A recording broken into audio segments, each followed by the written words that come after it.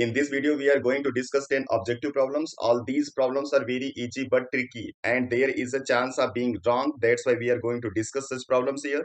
So, start with me and find out the correct answer. The question number 1 is the pair of equation x equal to a and y equal to b graphically represent line which are. ऐसा problem हमने पिछले video में एक discuss किया था और मैंने आपको बताया था कि अगर आपको दो इक्वेशन दिया जाता है जहां पे वेरिएबल डिफरेंट रहेंगे तो उस कंडीशन में हमेशा यहाँ पे इंटरसेक्टिंग लाइन आता है जिसका सोल्यूशन होता है यूनिक। यहाँ पे भी इंटरसेक्टिंग लाइन आएगा। अब इंटरसेक्टिंग में यहाँ पे दो ऑप्शन दिए गए हैं, तो इसमें से कौन सा करेक्ट होगा यही हमको चेक करना है। तो यहाँ पे पहले इक्वेशन में x की वैल्यू फिक्स है a और y की वैल्यू फिक्स है b और ये वैल्यू बदलने वाला नहीं है, इसलिए जो इंटरसेक्टिंग लाइन होगा उसमें x की वैल्यू a और y की वैल्यू b दिखेगा, इसलिए ऑप्शन बी आपका करेक्ट हो जाएगा। अगर इसका आप ग्राफ ड्रा करके चेक करना चाहते हैं तो आप चेक कर सकते हैं। जैसे आपको पता है कि अगर कोई भी आप इक्वेशन लिखते हो वन वेरिएबल का, जैसे पहला इक्वेशन हम लोग ले लेते हैं, यहाँ पे जो आपका वेरिएबल मिसिंग होता है उसी एक्सिस के पैरेलल लाइन आती है। जैसे पहले वाले में y मिसिंग है तो y के पैरेलल लाइन आएगी। तो मान लीजिए x पे ये वैल्यू a है और यहाँ पे y के पैरेलल एक लाइन इस तरीके से आप ड्रा कर दोगे। सेम ऐसे ही y इक्वल टू बी जब ड्रा करोगे तो यहाँ पे अब क्या होगा, x मिसिंग है, इसलिए इसका जो लाइन होगा वो x एक्सिस के पैरेलल आएगा जो कि पास होगा b से। तो b से पास होते हुए एक लाइन आप ड्रा कर दोगे, तो यहाँ पे जो इंटरसेक्टिंग पॉइंट है वो ये है, इसी का आपसे वैल्यू पूछ रहा है। तो यहाँ पे x की वैल्यू है a और y की वैल्यू है b, इसलिए इंटरसेक्ट करेगा a b पे, इसलिए b वाला ऑप्शन आपको करेक्ट करना है। चलिए क्वेश्चन नंबर 2 पे चलते हैं हम लोग। If the equation this has no real roots then. अब नो रियल रूट्स का मतलब आप समझते हो कि जो डिस्क्रिमिनेंट है उसकी वैल्यू आती है नेगेटिव, मतलब डी होता है लेस देन जीरो। इसी को आपको यूज करना है। तो डिस्क्रिमिनेंट को आप लिखते हो बी स्क्वायर माइनस 4ac, इसकी वैल्यू होगी लेस देन जीरो। तो सबसे पहले हम यहाँ से ए बी सी लिख लेते हैं और इसको अलग आप जरूर लिखना। ए की वैल्यू है 1, बी की वैल्यू है -4 and c is equal to A.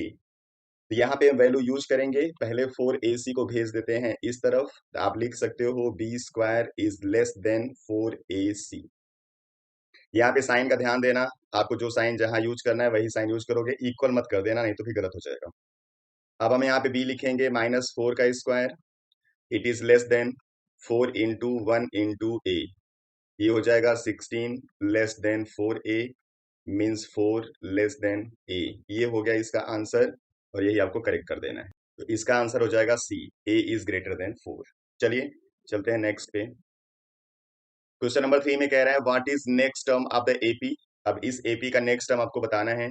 This one is 7, इसको और हम सिंप्लीफाई कर नहीं सकते, इसको आप लिख सकते हो अंडर रूट 4 इंटू 7 और इसको लिख सकते हो अंडर रूट 9:7 और 4:7 का मतलब हो गया 2√7, ये है √7 और ये हो जाएगा 3√7। मतलब अगला जो नंबर होगा वो 4√7 होना चाहिए और 4√7 का मतलब अंदर मल्टीप्लाई किससे होगा, 16 से। तो 16 इंटू 7 जो नंबर होगा वही आंसर होगा और इसको मल्टीप्लाई करने पे 112 आता है, इसलिए ऑप्शन डी है। ठीक है।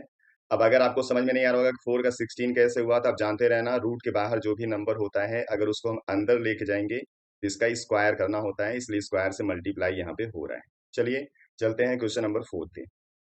In given figure AB equal to BC equal to 10, if AC equal to 7, then find the length of BP। तो चलिए यहाँ पे जो BP है इसकी लेंथ बतानी है, तो BP को हम लोग एज्यूम कर लेते हैं x, तो B क्यूब भी x होगा क्योंकि सेम पॉइंट से टेंजेंट ड्रॉ किया गया है। अब ये BA लेंथ पूरा 10 था और इतना आपने x एज्यूम कर लिया, तो ये वाला जो लाइन होगा वो होगा 10 माइनस एक्स।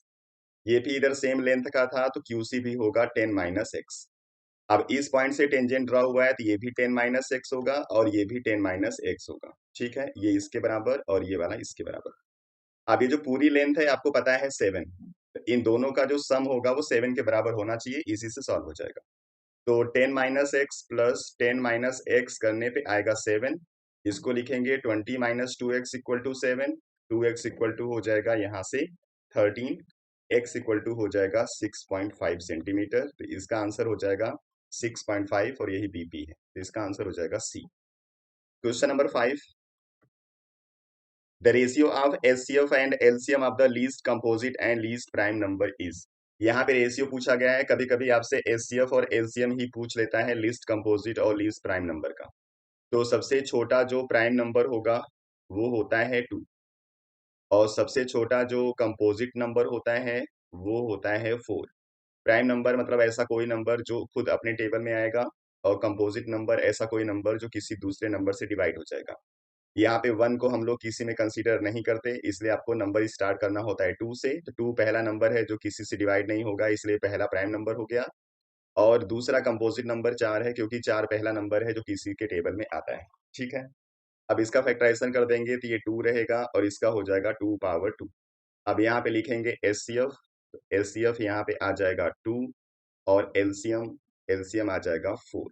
ठीक है, अब पूछा हुआ है इनका रेशियो, तो रेशियो कर दो, एचसीएफ 2 है, एलसीएम 4, सॉल्व करोगे तो आ जाएगा 1/2, मतलब 1:2 हो जाएगा। Option B correct. अगला है the number of quadratic polynomial having zeros -5 and -3 is. यहाँ पे जो नंबर है वो कुछ भी हो सकता है, उससे मतलब नहीं है। अगर आपको दो यहाँ पे रूट दे देता है तो इस रूट को आप यूज करके बहुत सारे इक्वेशंस बना सकते हो। जो नंबर ऑफ क्वाड्रेटिक पॉलिनोमियल होते हैं वो आते हैं इन्फिनिटी। तो आपको ऑप्शन चेक करना है इन्फिनिटी है क्या। अगर इन्फिनिटी होगा तो आप इसको करेक्ट करोगे, अगर इन्फिनिटी नहीं होगा तो जो मैक्सिमम इक्वेशन के लिए कोई कंडीशन दिखेगी उसी को सही करना है। यहाँ पे ओनली 1 लिखा हुआ है, एग्जैक्टली 2 लिखा हुआ है, एटमोस्ट 2 लिखा हुआ है, मोर देन 3 लिखा हुआ है। अब मोर देन 3 में कुछ भी हो सकता है, इसलिए इसको सही कर देंगे, इसलिए इसका आंसर हो जाएगा डी। क्वेश्चन नंबर 7 है, if triangle ABC similar to triangle PQR with PQ equal to 6 centimeter, AB equal to 8 centimeter, and the perimeter of triangle ABC is 36 centimeter, then the perimeter of triangle PQR is।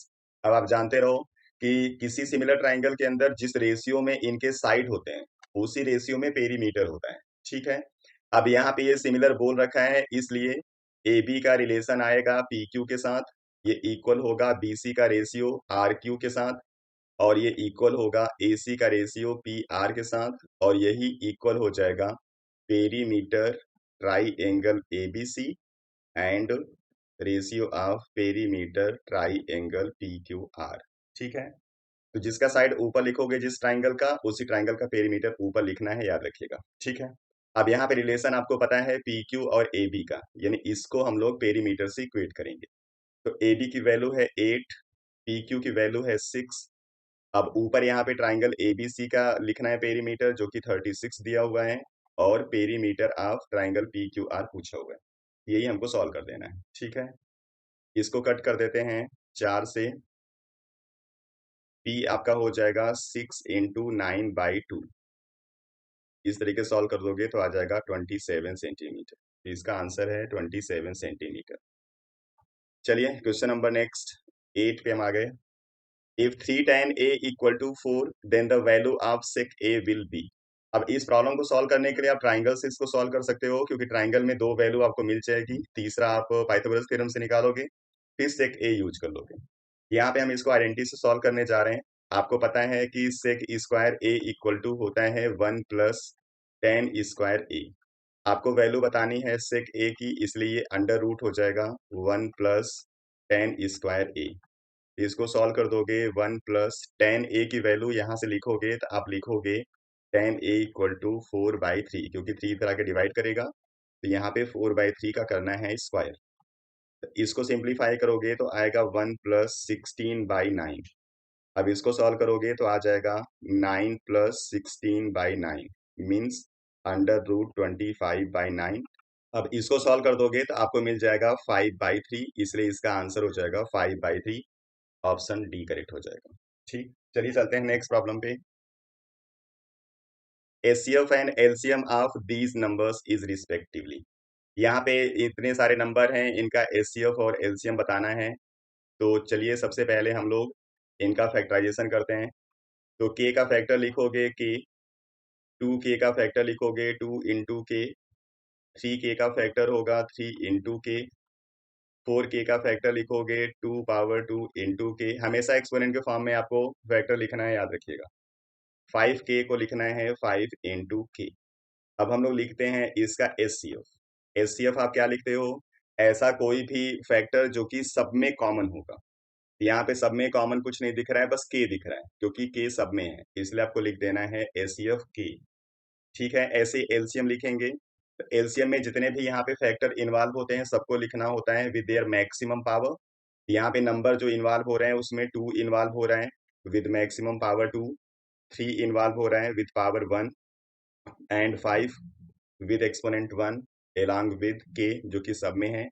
इसको जब आप solve करोगे तो आ जाएगा 4 3 जा 12, 12 5 जा 60, 60 के। तो इसका जो एचसीएफ होगा वो के होगा और एलसीएम होगा वो 60 के होगा। तो इसको फैक्टराइज करके ही आपको सॉल्व करना है, याद रखिएगा। कुछ लोग करते क्या है, बस इनका मल्टीप्लाई लिख देते हैं और जैसे ही मल्टीप्लाई लिखोगे तो 4 के साथ ये 2 यूज होगा और 2 आ जाएगा 3 टाइम्स, इसलिए आंसर गलत होगा। आप सही कर देते हो इसको, तो ये गलत आपका होगा। आपका आंसर सही है यहाँ पे सी वाला, के और 60 के इसका आंसर लिखना है। चलिए क्वेश्चन नंबर 10 पे आते हैं। The median class of the following table will be. यहाँ पे मीडियन क्लास पूछा हुआ है और आप जानते हो मीडियन क्लास होता क्या है। मीडियन क्लास क्या होगा? Median class is the class interval whose cumulative frequency is just greater than n by 2। ऐसा आपको सीएफ चेक करना है जिसकी वैल्यू ठीक n बाई 2 से बड़ी होगी। तो सबसे पहले यहाँ पे हम लोगों को सीएफ का कॉलम बनाना होगा। तो सीएफ का कॉलम बना लो, इसका 2 होगा, इसका 2 और 8 करेंगे तो 10 आएगा। 10 में 12 ऐड करोगे तो 22, 22 में 18 ऐड कर दिया तो 40, 40 में 10 ऐड कर दिया तो 50 हो गया। ये हो गया सीएफ। अब यहाँ पे जो लास्ट वाला टर्म होता है वो इन सारे फ्रीक्वेंसी का सम होता है, तो इसकी फ्रीक्वेंसी का सम 50 है। आपको n बाई 2 लिखना होगा, जो होगा 50 बाई 2 मीन्स 25। अब 25 का ठीक नेक्स्ट जो बड़ा वाला टर्म होगा उसको चेक कर लेना है। तो 25 से ठीक बड़ा नंबर यहाँ पे 40 दिख रहा है सीएफ के कॉलम में। इसी कॉलम का जो आपका क्लास इंटरवल होगा इसी को हम लोग बोलते हैं मीडियन क्लास। इसका मीडियन क्लास हो जाएगा 30 टू 40। ऑप्शन सी यहाँ पे करेक्ट हो जाएगा। चलिए इस तरीके से ऑब्जेक्टिव प्रॉब्लम्स को हम लोग सॉल्व करते हैं। नेक्स्ट वीडियो में फिर आते हैं कुछ दूसरे प्रॉब्लम के साथ। आप लोग पढ़ते रहिए, अपना ख्याल रखिए। Thank you.